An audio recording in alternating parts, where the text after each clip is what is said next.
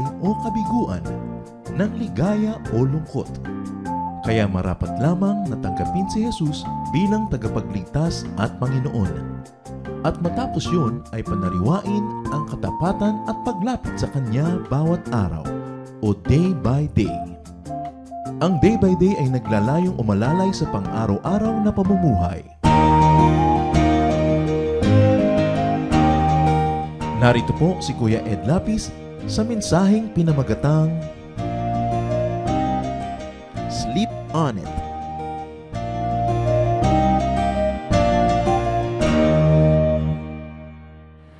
Paano lumulutas ng mga mabibigat na problema? Paano makakatiyak na tama ang gagawing desisyon? O kaya paano man lang mababawasan yung possibility of mistakes? Sleep on it. Yan ang ating pag-aaral at nawa ay turuan tayo ng Panginoon kung paano lulutasin ang malalaking questions ng buhay. Lord, salamat po sa sandaling ito na kami ay binibigyan nyo ng kalusugan, lakas ng katawan at isip. Dinaalay namin ang panahon na ito at ang nalalabi pang lakas sa maghapon na ito sa aming katawan upang kayo'y aming kapanayamin. We seek you, O God. May you teach us, lead us, guide us.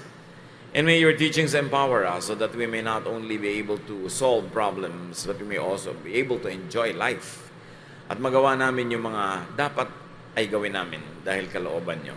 Kayo ang mangusap, kayo magturo, teach us. In the name of your Son, Jesus, we pray with thanksgiving. Amen. Matthew 1:18. This is how the birth of Jesus of the Messiah came about. His mother Mary was pledged to be married to Joseph, but before they came together, she was found to be pregnant through the Holy Spirit. Isang pamilyar na kwento na paboritong itinuturo tuwing Kapaskuhan. Pero ang panahon, ang katuruan ay timeless. So alam natin na kasaysayan na si Mary was visited by the angel at sinabing magdadalang tao siya ganung napakadalaga niya at wala pa naman siyang asawang kasama sa buhay bagamat siya ay betrothed. And in Israel, when you are betrothed is as good as being legally married, though hindi pa kayo nagsasama sa loob ng isang taon. Kailangan kasi matiyak ng pamilya ng lalaki na yung babaeng papasok sa pamilya nila ay walang dala ng binhi ng ibang tao. Kaya may 1-year grace period after the betrothal, and during that engagement period, the woman is guarded heavily. Tinitiyak na hindi siya magkakaroon ng any sexual relations with any other guy. And after a year had passed without an incident, the formal wedding would happen. But during the time of engagement, they are as good as husband and wife legally. They have duties to each other and they are bound to each other. So biglang si Mary ay magiging pregnant but nobody else knew about this. It was a big problem for her and later on for Joseph. Matthew 1:19. Because Joseph, her husband, was faithful to the law, the other versions more correctly say, a righteous man, and yet did not want to expose her to public disgrace, he had in mind to divorce her quietly. So engaged si Mary kay Joseph at sinabi bigla ni Mary, surprise, I'm pregnant. Sino ang tatay? Ang Holy Spirit. Hindi siyempre naniwala si Joseph. Naniniwala lang tayo ngayon kasi ang luma-luma na ng kwento, given na eh. Pero kung meron ba namang babaeng nagsabi sa inyo ngayon, surprise, maniniwala kayo na Holy Spirit nga. So normal lang kay Joseph na wag maniwala. Unprecedented ito sa kanilang kasaysayan. At iniuutos ng kanilang batas na ang ganitong uri ng babae na biglang nagdalang tao during the time of engagement, not by her husband or husband-to-be, dapat ito batuhin hanggang mamatay. Pero sabi, dahil napakabait nitong si Joseph, makadiyos, inisip na lang niyang, tahimik na lang na putulin ang usapan. In other words, there will be a divorce because legally they were already married. Although the marriage had not been consummated. So niya, quiet na lang para hindi na mapatay si Mary, huwag na siyang maiskandalo pa. So yung pagiging makadiyos dito, dalawa. Number 1, susundin niya yung kautosan na dapat ang babaeng ito ay maparusahan, pero ang pagsunod naman niya, mild, hindi na niya ipapahiya. para hindi na mamatay. Ang pinagbabasihan niyan, among many other teachings, ay Deuteronomy 22, 23 to 24. If a man happens to meet in town a virgin pledged to be married, and he sleeps with her, you shall take both of them to the gate of the town and stone them to death. The girl, because she was in a town and did not scream for help, and the man, because he violated another man's wife. You must purge the evil from among you. So mabigat ang parusa, pero si Joseph, gagaanan na lang niya. Sasabihin na lang niya sigurong nagbago ang kanyang isip. Pwede namang mag-divorce talaga nung araw. At tahimik na mapuputol ang usapan, pero hindi niya itutuloy ang usapan dahil hindi siya naniwala na Holy Spirit ang may kagagawa ng pagdadalang tao ni Mary. So dapat talaga siya i-divorce at patayin. But Joseph decides to just reject the baby and the mother. But quietly. Hindi siya nakinig kay Mary. Binaliwala niya ang usapan, ang kasunduan, at maybe yung buong karakter, pagkatao ni Mary, nakilala naman niya, basta hindi siya naniwala. Matthew 1, 20 to 21. But after he had considered this, an angel of the Lord appeared to him in a dream and said, Joseph, son of David, do not be afraid to take Mary home as your wife, because what is conceived in her is from the Holy Spirit. She will give birth to a son, and you are to give him the name Jesus, because he will save his people from their sins. Yung nadinig niya kay Mary, na hindi niya pinaniwalaan, sa kanyang pagtulog, ay ipinadinig sa kanya ng Diyos sa pamamagitan ng anghel sa kanyang panaginip. Ngayon, paniniwalaan ba niya or not? It was the same message, but a different messenger. Yung isa gising na gising siya, he could practice his intelligence, his knowledge, his faculties. Ito namang isa, tulog siya, passive ang pagtanggap niya sa mensahe. Matthew 1, 22 to 24. All this took place to fulfill what the Lord had said through the prophet. The virgin will conceive and give birth to a son, and they will call him Emmanuel, which means God is with us. When Joseph woke up, he did what the angel of the Lord had commanded him and took Mary home as his wife. So si Joseph, sa hindi siya nakinig kay Mary habang siya gising, nung siya tulog, nakinig sa sinabi sa kanya ng Diyos through an angel, through a dream. When did the revelation, when did the clarification come? While he was asleep. While rested, while peaceful and not in control of his mind, Joseph receives instruction and guidance from the Lord. This revelation, this guidance, is corroborated by a known verse. Known to them, no doubt, Isaiah 7:14. Therefore, the Lord himself will give you a sign. The virgin will conceive and give birth to a son, and will call him Emmanuel. Yung hindi pinaniwalaan ni Joseph sa sinabi sa kanya ni Mary, nung sinabi ng anghel, pinaniwalaan niya, at nung nagising siya, kumilo siya. Hindi binanggit sa scripture, pero hindi malayo na nagsaliksik din siya sa mga kasulatan, at kung sa ulado niya yun ay binasa niya muli ng kanyang mata, yung Isaiah 7:14, na meron naman pala talagang sinabing mangyayari, na merong isang dalaga na maglilihi, magdadalang tao, at isisilang niya ang Emmanuel, ang tagapagligtas. Bago natin paniwalaan ang lahat ng ating napapanaginipan, bago kayo humarurot at sumunod sa sinabi ng inyong panaginip, look at what happened to Joseph's dream and his reaction to it. Remember to validate dreams and thoughts and ideas, even advice, with Scripture. Kailangan nakikita natin yan, nababalidate. Hindi ko mo napanaginipan, tama na. Dahil maraming panaginip, dahil lang hindi ka siguro naligo. O dahil isip ka lang ng isip, worry ka ng worry, tapos guidance na. Dapat meron ding nagbabalidate. Ang pinakamahalaga, Scripture. Hindi ka gagawa ng isang napakahalagang desisyon at pinag-uusapan natin mahalaga. Hindi naman yung mga magigisa ba ako bukas o maglalaga ng talong. Hindi yon. Hindi mo na kailangan ng validation ng Scripture. Pero yung life-changing, life-moving, life and death, very important.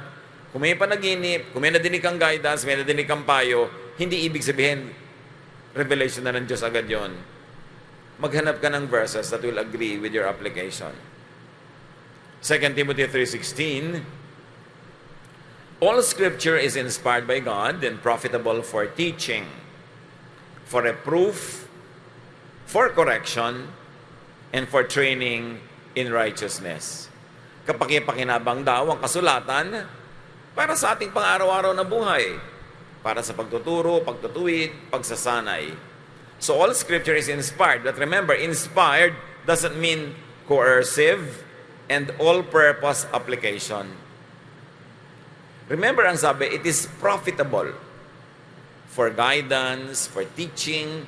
So, yung paggamit mo ng Scripture to validate an idea, an inspiration, a counsel, a dream, yung kapaki-pakinabang na paggamit.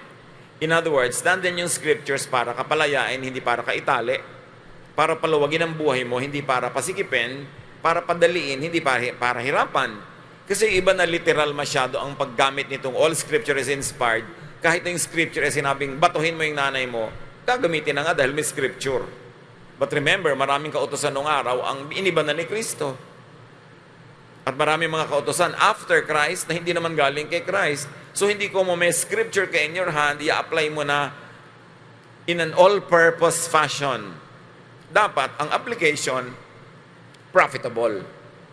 Ang bunga sa'yo, nakakapagpaginhawa, dahil sabi ni Lord, come to me all of you who are tired and heavy laden, and I'll give you rest. Kung nakakapagod yung application, malamang mali yung application. Kung nakakapagpahirap ng buhay, nakakapagpasikip ng hininga, nakaka-oppress, malamang mali ang pag-apply. That's why it is important that an informed understanding, interpretation, and application, that is all important. Hindi ka basta apply ng apply. Hindi mo papaliparin yung mga pages ng Bible at magtuturo ka ng kung anong maturo yung kamay mo, yun ang gagawin mong guidance. Paano sinabi? Build an ark. Doon napatigil yung daliri mo, gagawa ka nga. Hindi ko mo Scripture, gagawin mo. Dapat yung pag-aaral, yung paglalapat, yung pag-a-apply, matalino. Dahil Diyos ang nagbigay ng katalinuhan. So informed and knowledgeable reading of Scripture is important. Kailangan mo ng knowledge, ng common sense. Kung yung panaginip mo impractical ng implication, huwag mo sabihin guidance yun ng Diyos. Kasi hindi lahat ng panaginip ay guidance ng Diyos. Bagamat merong panaginip na pwedeng guidance ng Diyos. Pipiliin mo pa rin. Hosea 4:6, my people are destroyed from lack of knowledge. Dahil mali ang pag-apply, napakakawawa ng mga taong relihiyoso na may hawak na verse na kahit mamatay siya o makapatay, mahirapan at makapagpahirap, magdusa, ina-apply niya sa buhay niya na mali naman pala yung pag-apply kasi hindi naman para sa kanya yung verse na yon. Dapat ang isang matino, a very informed, very educated study of Scripture so that the Scripture will be used by God to make your life better, not bitter. So validate dreams also with outward events.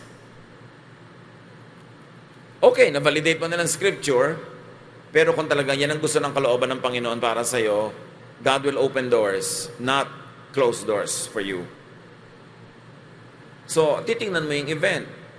Sumasang-ayon ba yung mga outward events, yung mga nagaganap, para matupad yung iniisip mo ay guidance at gusto ng Diyos na gawin mo. Meron kang panaginip na pinapapunta ka ng Diyos sa Saudi Arabia, pagkatapos ang lahat ng nangyayari sa outward events mo, kontra doon then mali ang basa mo. Baka yung panaginip mo, napanaginipan mo lang kasi desire mo pala yon. At napatunayan ng maraming scientists, pag lagi mong gusto, napapanaginipan mo. May baligtad din, yung ayaw na ayaw mo, napapanaginipan mo rin. Basta't lagi mong iniisip, pwede mong mapanaginipan. So, importante ang ginawa ni Joseph. Matapos maging malinaw sa kanya, sinabi ng Diyos sa panaginip, naniniwala sa Diyos ang may sabi nun. Pero may scriptures na nagpapatotong may ganun nga at may space para sa ganung interpretation, kumilos na siya at gumawa na ng dapat according to that guidance. So Act 1's the idea, the guidance, the answer to your prayer question is clear, sensible, and doable. Kaya ka nga binibigyan ng guidance para ka kumilos. So pag malinaw na yon, kilos na, move to the next level. Maraming important decisions tayong ginagawa sa buhay. Sino ang papakasalan? Magpapakasal ba ako? May mga natatanggap ako mga tanong sa text sa Facebook. Naka-schedule na po ang kasal namin pero may doubt ako. Iurong mo, huwag ka mo nang pakasal. Kahiyaan po. Kahiyaan din mo pag naghiwalay kayo later eh. Di ngayon na magkahiyaan kaysa later pa. Mas mahirap maghiwalay kaysa mag-urong ng kasal kung hindi ka sure. Maraming tao na o-oppress ang buhay nila dahil sa hiya. Nakakahiya. Kasubuan na. Alam niyo sino nag-e-enjoy kumisan sa buhay? Yung makakapalang mukha. Yung mga sobrang mahiyain, laging nagdurusa, nagtitiis. Yung mga tao, pag-uusapan ka, chichismisit ka, 1 week lang yan because next week may iba na uling topic. Alam nga namang laging ikaw, boring na yon. Kaya kahit mapag-usapan ka, sandali lang yon, mapapalitan ka agad. Lalo ngayon, ang daming iskandalong nangyayari every hour. So dapat, hindi ka makompel gumawa ng desisyon dahil lang nakakahiya, dahil lang ganito, dahil ganito. Isipin mo, ito ba talaga ang gusto ng Diyos para sa akin? Remember, sabi ni Lord, I know the plans I have for you, plans to give you hope, a future. Plans not to hurt you. So, ito ba talaga ang gusto ng Panginoon? O ito lang ang gusto ng mga magulang ko, ito lang gusto ng church, para tahimik ang lahat? Yes, tahimik nga sila, pero ako hindi. Napakahalaga na i-apply natin yung love ni Jesus sa ating pagbabasa ng Scripture, na para ang lahat ng mga katuruan, sasalain mo sa katuruan ni Jesus, papasaba to sa katuruan ni Jesus, na dapat may peace, dapat may rest, at dapat may love. So before making an important decision, think about it and think of God. Si Joseph kasi hindi na nag-isip agad. Nagpasya na agad na hindi maniwala kay Mary. But remember, maaari ang nagpabilis ng pasya niya na huwag maniwala verse yung binasa natin. Kailangan batuhin, kailangan patayin ng ganyang klaseng babae at yung lalaking partner niya in crime. Maaaring ang kumisan yung verse na alam natin ang nagpapaiksi ng utak natin at nagpapakipot. Pwede yung verse na wrongly applied ang nagiging dahilan para tayo maging malupit, maging unreasonable. Hindi ko may hawak na verse, bumabait. Marami pag humahawak ng verse, lalong sumusungit. Lalong humihirap makasama. Lalong sumisikip ang dibdib. So, si Joseph nagpasya agad. Can you imagine the kind of pain that Mary had to suffer? Na yung kauna-unahang taong pinagtiwalaan niya ng sikretong ibinigay sa kanya ng anghel ay hindi naniwala sa kanya. Nireject siya. At kung paniniwalaan ang sinasabi ng mga marurunong sa agham, nararamdaman daw ng bata kahit sa sinapupunan pag siya nire-reject. So unang rejection ni Jesus came from Joseph. At kung nararamdaman nga, sabi siguro ni Jesus, aray, unang rejection. And it will be a series of rejections. But going back to Joseph, hindi siya nag-isip agad. Ang ginawa, nagpa siya agad. Nanguna ng ibabaw yung silakbo ng damdamin. Pero kung natulog man lang siya sana, nag-react agad eh. Mga kapatid, pag merong importanteng desisyon, kailangan sagutin ng yes or no, huwag niyong sagutin agad. Pwede mong sabihin yung, I shall see. It's a very important phrase or sentence to use. I shall see. Papakasalan mo ba ako? I shall see. Huwag yes agad. Bibilin mo ba itong inaalok ko? I shall see. Kasi, kung minsan, clouded ang iyong pag-iisip ng iyong emosyon, ng pressure, o baka gutom ka lang, o sobra kang busog, puyat ka, napa-oo ka, ang hirap nun. Wala namang wawala sa'yo kapag hihintay mo ng bukas. Sabihin natin, tingnan natin, let's pray about it. Kaya nga, sleep on it. Huwag agad-agad. Mag-i-invest ka, lifetime savings, I shall see, I shall study. Magko-commit ka, let's see. Psalm 63:6, I think about you before I go to sleep, and my thoughts turn to you during the night. So bago matulog, isipin ng Diyos. Isipin ang mga katuruan ng Diyos. Bakit bago matulog? Kasi wala ka na ibang gagawin, nakahiga ka na, di ka nagmamadali. Huwag mamadaliin ang anumang mahalagang pasya. Lahat ng nandadaya, pinagmamadali ka. Kaya lahat ng special offer may deadline eh. Hanggang April 15 na lang, nagmamadali ka dahil lang nagagahaman ka na makuha yung benefit. Hindi mo nakikita yung malaking bayad mo na nakatago pala. Pinagmamadali ka, sagutin mo na ako ngayon o bukas hindi na kita babalikan. Eh di, huwag ka nang bumalik. Pinagmamadali mo pala ako eh. Bakit mo ko kailangan madaliin? Para hindi na ako mag-isip. Huwag kayong nagpapadala sa nagpapamadali. What you think about while awake, what you think about just before you go to sleep, could play in your mind while you sleep. Kaya mahalaga pinipili kung anong iniisip bago matulog. Siguro inisip-isip din ni Joseph yung ginawa niya, pero nagawa na niya eh, bago siya matulog. Nakatanim sa kanyang utak. Marami mga tao, pag meron silang mabigat na problema o mabigat na desisyon gagawin, iniisip nila bago sila matulog, pero hindi sila gumagawa ng pasya, at nananalangin sila, Lord, teach me what to do with this. At kinabukasan, pag gising nila, clear na yung kanilang isip. Maaring hindi sila fully aware, pero sinagot ng Diyos sa kanilang panalangin, kinausap sila, alam na nila kung anong kanilang gagawin. Dapat magpahinga. Kasi pag pagod, pwede kang paglaruan ng iyong isip.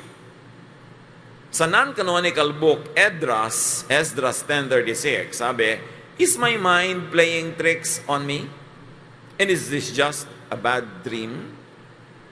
May katotohanan yan. Well, you can quote from Shakespeare, you can quote from Rizal, you can quote from the non-canonical books pag may sense. Sabi niya, is my mind playing tricks on me? Pwede kang paglalangan ng isip mo. Pwede kang dayain ang iyong mga takot. Pwede kang dayain ang iyong pagnanasa. Sabi niya, trick ba ito? So dapat mag-relax, mag-isip, at hindi mag-isip. Pag-isip ka ng isip, hindi mo naman maisip, tumigil ka ng kaiisip. Dahil sa pagtigil mo, binibigyan mo ng space ang Espiritu ng Diyos. Binibigyan mo rin ng space ang sarili mong karunungan na nakaimbak doon sa kaloob-looban ng iyong isip. Binibigyan mo ng space doon sa bookshelf ng utak mo, yung librong hindi mo makita-kita, maaaring yung sagot dumating. What you think about just before you go to sleep could emerge as a random and meaningless dream. So hindi pinaniniwalaan agad. Kaya di ba, validate muna natin sa scripture yung sinabi ng anghel kay Joseph. So dapat i-validate mo rin sa scripture, sa experience, sa knowledge, sa mga nangyayari sa kapaligiran, kung yun nga ang kalooban ng Diyos. Don't always trust dreams because dreams could be shaped, affected by your fears or hopes. Lalo yung mga dream ng mga relihiyoso. Kasi yung mga relihiyoso, kung minsan sobrang one track na yung mind, yun na lang ang laging iniisip, end of the world, end of the world, end of the world. Ba na naginip ngayon ng end of the world? Siyempre, dahil yun ang iniisip. At pag naginip ngayon, lalo kung may pulpito siya, meron siyang plak, ituturo na niya ngayon yung panaginip niya. Ayan, natakot na ang buong kongregasyon dahil sa guni-guni ng isang taong isip ng isip kasi sa kung ano-ano mga bagay, because your dreams could be shaped by your fears or by your hopes. So, When you think about what you think about just before you go to sleep could be touched and answered and guided by God. Pwede rin. Kaya tricky ang dreams. Pwedeng guni-guni, pwede namang wala lang katuturan, random lang, at pwede talagang may inspiration. Now, how do you make a very important decision? Sleep on it. Huwag magmadali. Bihira yung nagsisisi dahil nag-isip muna. Kadalasan na nag-iisip, sobrang nagmadali, lumundag agad sa pagpapasya. So do not rush, and very importantly, do not stress yourself too much. Sleep. How can you sleep on it? First, you must sleep. Mahalaga ang tulog. Pag puyat na puyat kayo mga kapatid, don't make an important decision. Pag pagod na pagod kayo, galing kayo sa trabaho, dating nyo sa bahay, may problema ang pamilya, don't make a decision. Yan yung nagpapalayas ka ng anak, nagpapalayas ka ng asawa, tapos bukas hahabol-habol ka dahil naiba na yung chemistry mo. Don't make an important decision. And open up to divine guidance that could come when you are not trying to control everything, when you are not playing God. Pag sobra ka nagpapakatalino, nag-iisip, plano ng plano, drawing ng drawing, sketch ng sketch, tapos wala pa rin dumarating na guidance sa'yo, stop thinking and give God the space. Keep quiet so that you could hear God. Or at the very least, so that you could hear your mind think. Stop your scheming. Stop your engineering of events, of setting up traps. Marami kasi sa paglulutas sila ng problema, kung ano nililikha nila ng parang mga sapot para sila gagambang nag-aantay ng insektong mabibitag nila. You are making things happen. You're hirap na hirap. Mahirap yung iniimbento mo mangyari ang mga bagay. Pinag-aaway mo yung hindi magkaaway.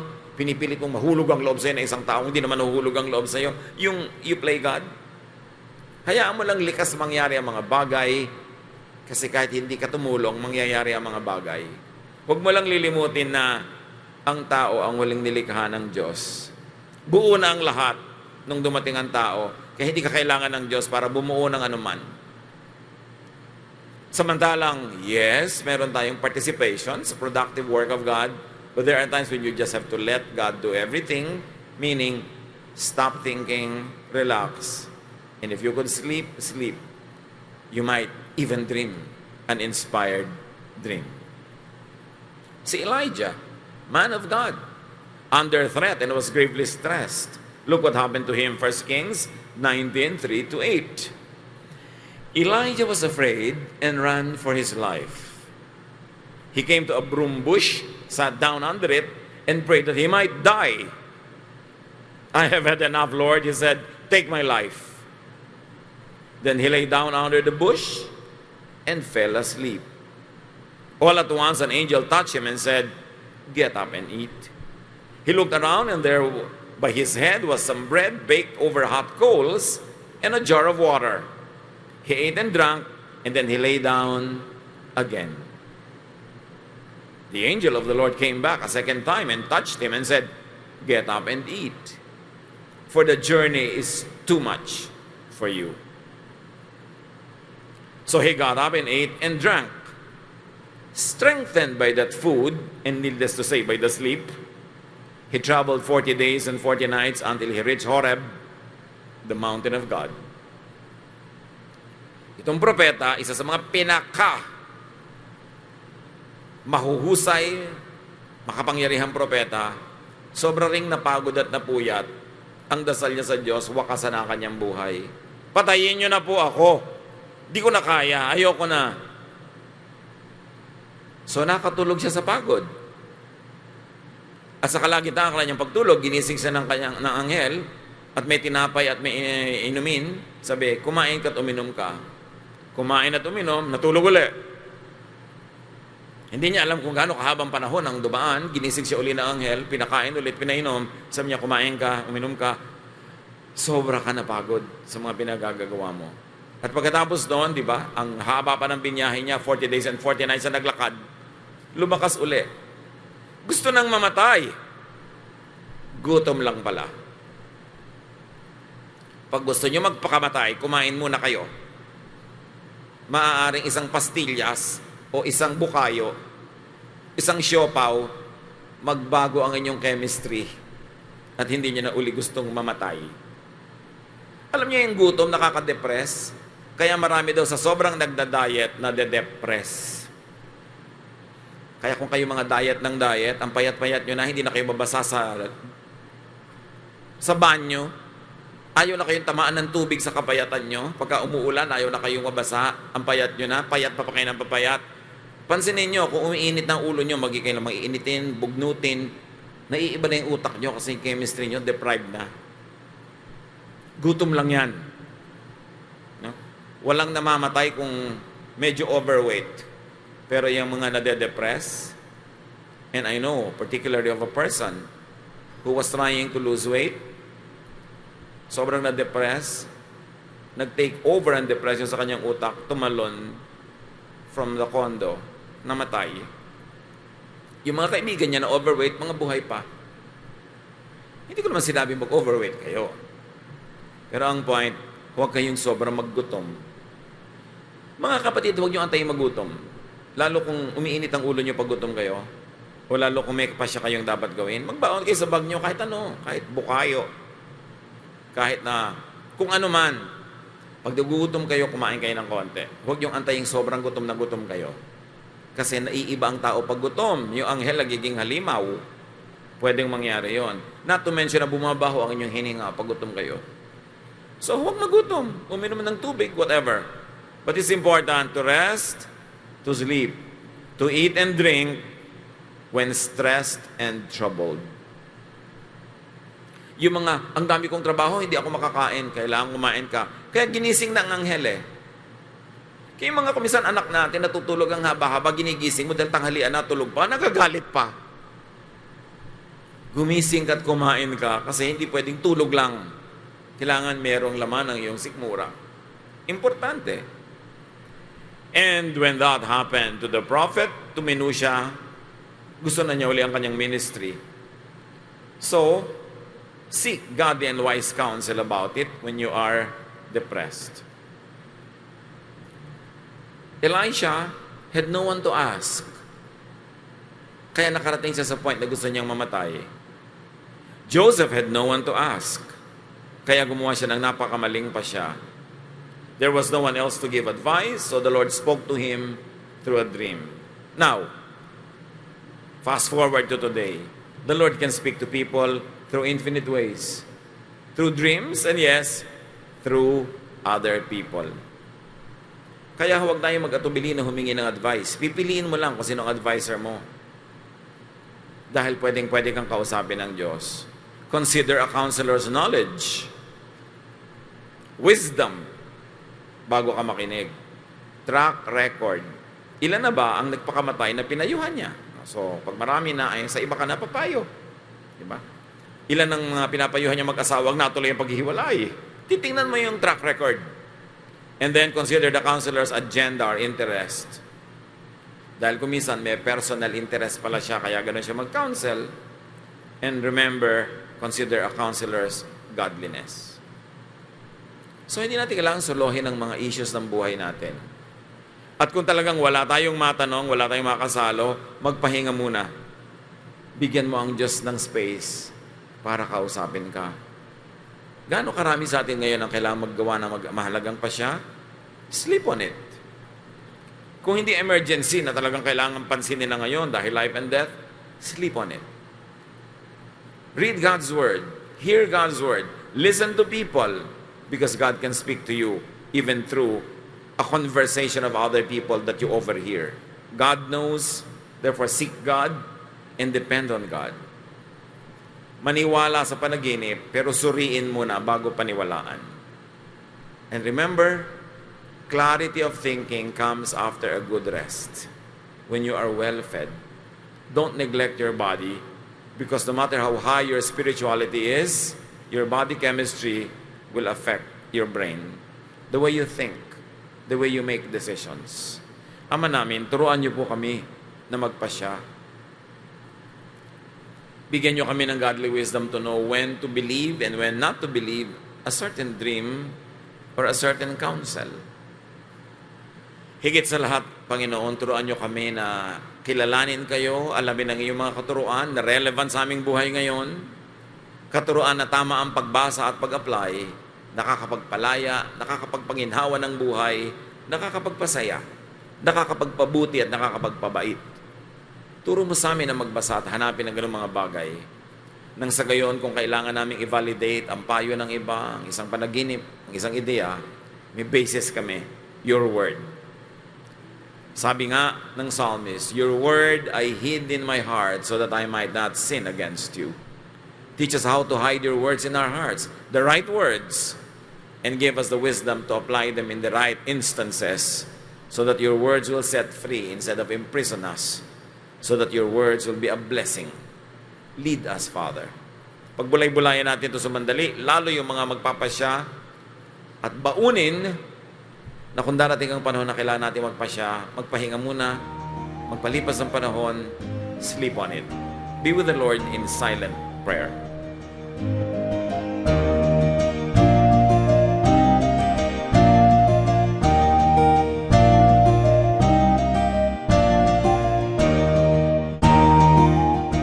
Ang katatapos pong mensahe ni Kuya Ed Lapis ay pinamagatang Sleep on It.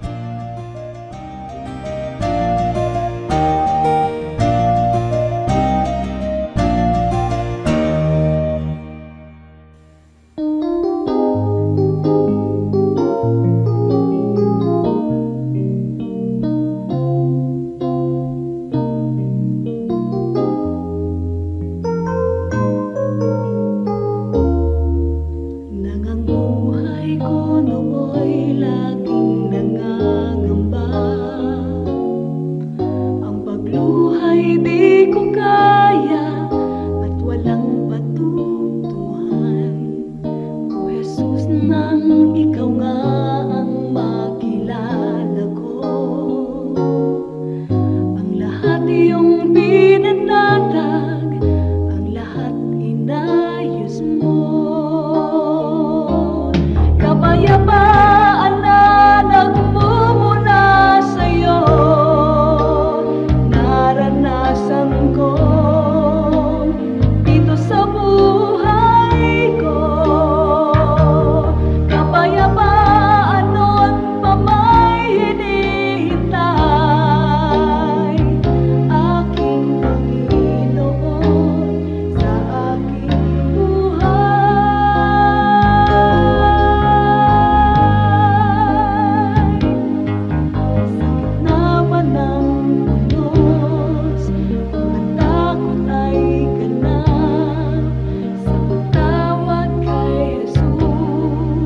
Papayapa ang lahat.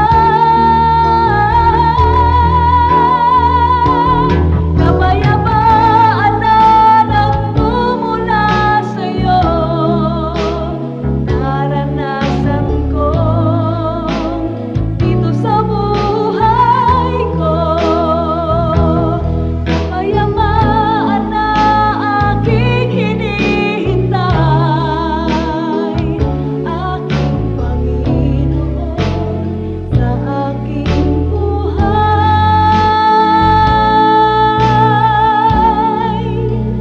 sa aking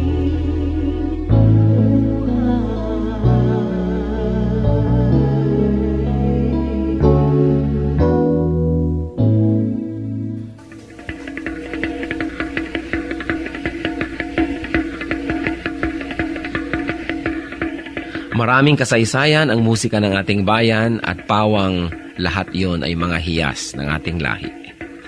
Ang isang instrumento na napakagandang pagtuunan ng pansin ay ang gimbal ng mga mansaka.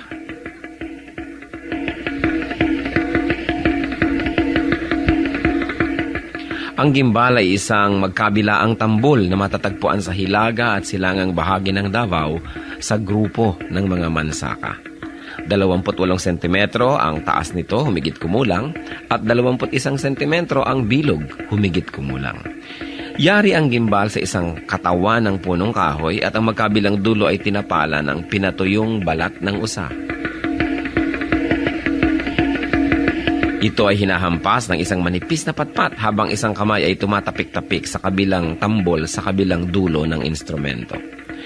Ang gimbal ay maaring tugtugin mag-isa o ng mga may kasamang ibang instrumento kung ito'y ginagamit sa ritual. 1 hanggang 2 tao ang maaring tumugtog sa magkabilang dulo ng gimbal.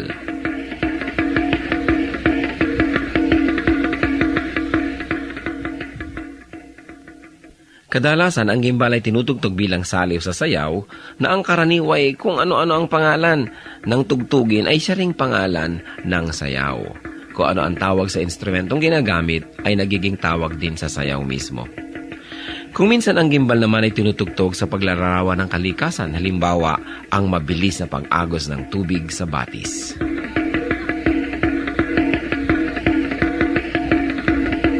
Ang gimbal o kimbao, instrumento ng mga mansaka. Kayamanan ng ating lahi, hiyas ng ating bayan, marapat lamang na gamitin sa pagsamba sa Panginoong Hesus.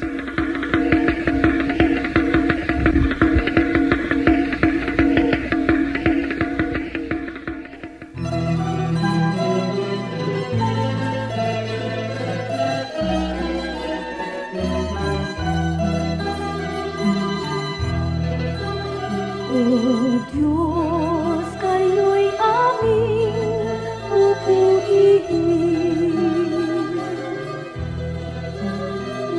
Marapat na ito'y aming gawin.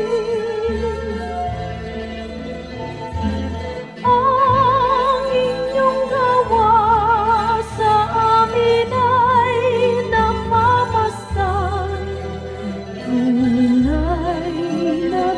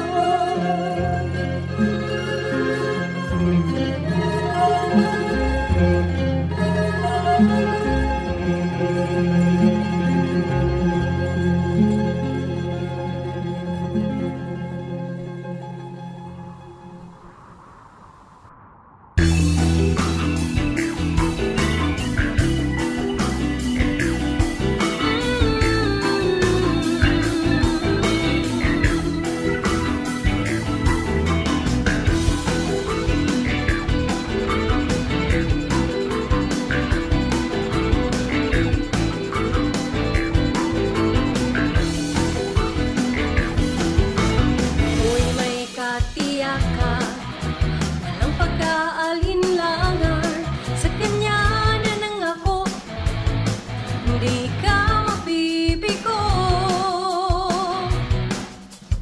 Tunay siyang maaasahan, noon, ngayon at kailanman. Siya ang Alpha at Omega, walang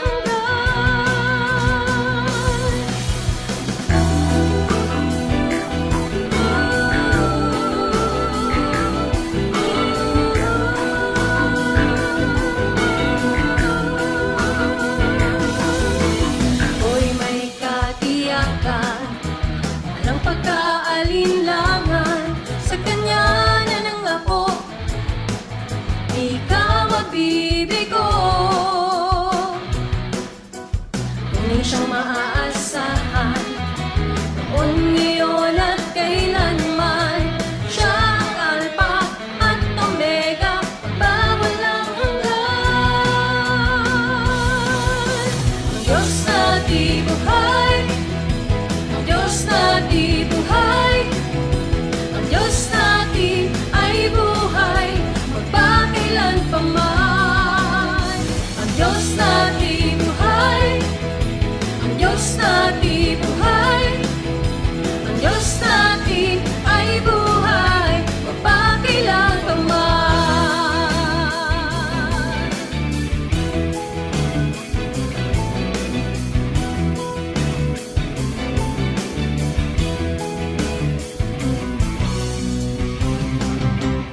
Puso'y may kapayapaan, sa gitna man ng kapighatian, pagkat siya ang kasama, ako'y di mangangamba. Purihin ka, O Diyos, kataas-taasan, purihin ka, Jesus, magpakailanman. Siya ang Alpha at Omega, makapangyarihan. Diyos na di buhay, ang Diyos na di buhay, ang Diyos natin ay buhay, magpakailanpaman. Ang Diyos na di buhay, ang Diyos na di buhay, ang Diyos natin ay buhay, magpakailanpaman. Ang Diyos natin ay buhay, ang Diyos natin ay buhay, ang Diyos natin ay buhay, magpakailanpaman. Ang Diyos natin ay buhay, ang Diyos natin ay buhay, ang Diyos natin ay buhay, magpakailanpaman. Ang Diyos natin buhay, siya ay ang Diyos natin buhay, ang Diyos natin ay buhay, magpakailanpaman.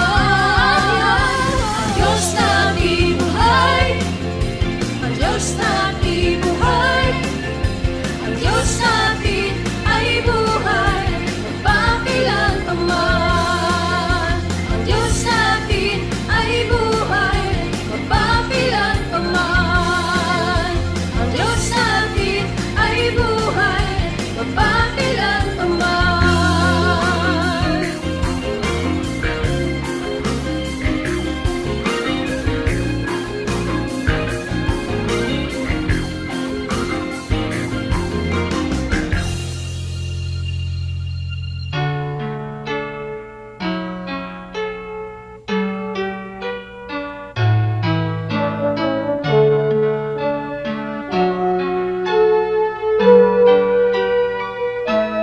Kahit lagi ang pasakit dito sa buhay ko, kahit lagi ang pagluha dito sa buhay ko, sakali man itong aking pamatok, ubod ng bigat, sa tulong mo, Jesus, nakakaya ang lahat. Kung sakaling ang ligaya'y di pa natagpuan, kung sakaling ang ginhawa'y di pa pa nakakamtan. Sa piling mo, Jesus, ako ay lagi nang nakatanaw. Sa langit mong laan, di na mamamanglaw. Pagtitiis ang kailangan kong mabatid. Kaya't ikaw, Panginoon, ang aking tutularan. Pagtitiis ang kailangan kong mabatid. Ang buhay ko ay lalago kung mayroong pagtitiis.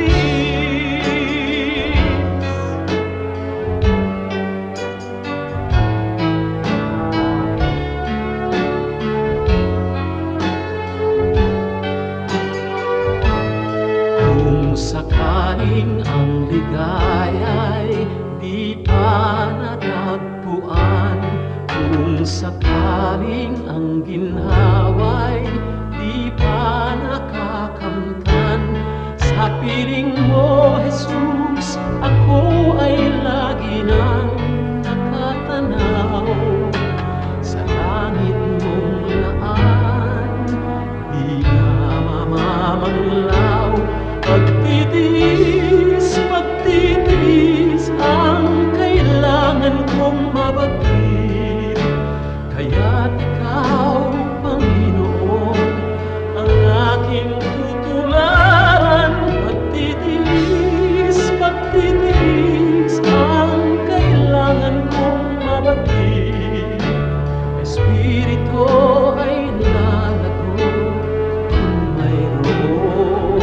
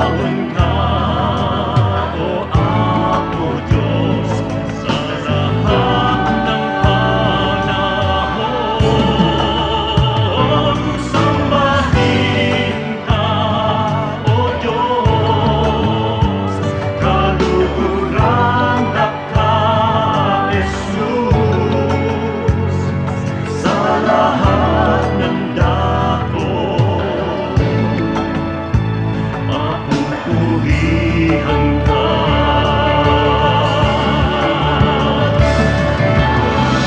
Sa pagsilay ng liwanag mula doon sa silangan, nadarama't nakikita ang sa inyong pagbuhat. Lumalandas, humahawan, tumapanglaw sa aking daan, nangunguna, gumagabay sa aking bala ng hakbang.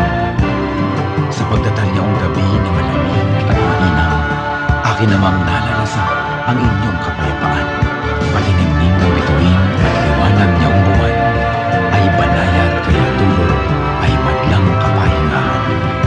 Sa gabi man o sa araw, sa diliman o liwanag, kayo ay aking kapiling sa lahat ng kalagayan. Ako'y hindi natitiis, ako'y hindi iniiwan, kaya lubos na papuri ang sa inyo'y aking alay. Sambahin ka,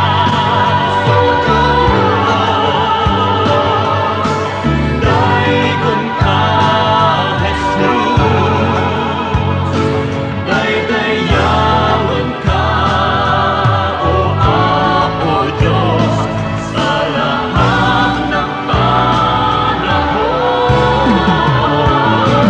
Sambahin ka, o Diyos, kaluluwang lahat, Jesus,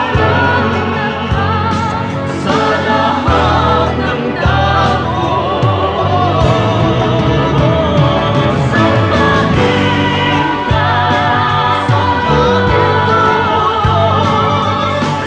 daigon ka, Jesus. Daydayawan ka, o Apo Diyos, sa lahat ng panahon. Sambahin ka, o Diyos, kaluluwang lahat, Jesus, sa lahat ng papurihan ka.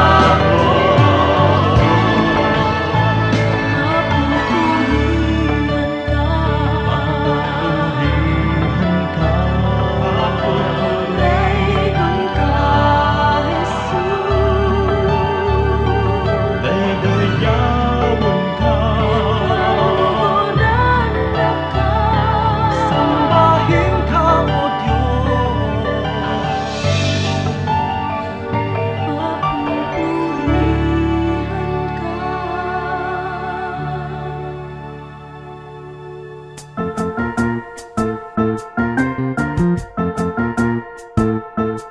Oras na po para pansamantalang magpaalam ang programang Day by Day.